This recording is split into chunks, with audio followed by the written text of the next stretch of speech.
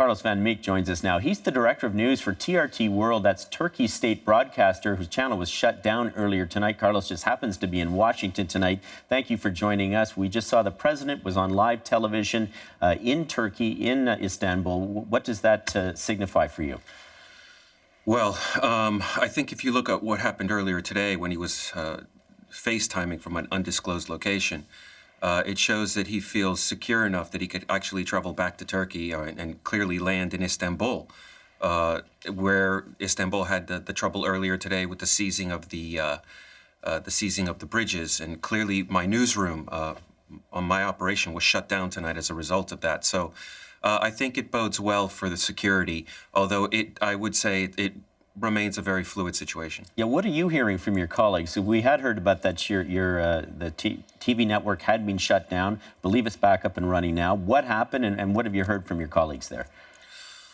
Okay, at about 10:30 Istanbul time, security officials entered our building in Istanbul, essentially told our staff that they were going to take us off the air, and then promptly did so.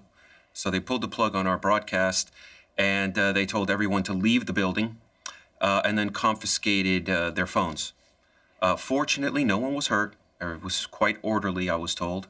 But still, having military personnel enter a building, seize your phones, tell you to get out of the building, stop your broadcast, you can imagine that would spook anyone, I think. Indeed. Now, there are some reports, and it appears to be that the government still is in power. I'm wondering what you're anticipating will be the backlash if they are successful in stopping this coup. What will happen next on the ground in Turkey? Well, the president spoke a short while ago when he arrived at the airport in Istanbul, and I think he pretty much framed it himself. He said he was going to go after those responsible for the attempted coup. And he would go after anyone who might be connected in any which way with what transpired this evening. So I think he's pretty much drawn a line in the sand with how he plans to handle the coup, those who attempted the coup tonight. Why now? Why this coup now? It's no secret that President Erdogan has had a very complicated relationship with the military, the police force, the judiciary. But the military in Turkey is very, very powerful. And it's not the first time there have been coups in Turkey. There was a 20-year run where I believe there were 4 coups during that span. But it hasn't happened for quite some time. And he has been fighting what he calls a parallel structure.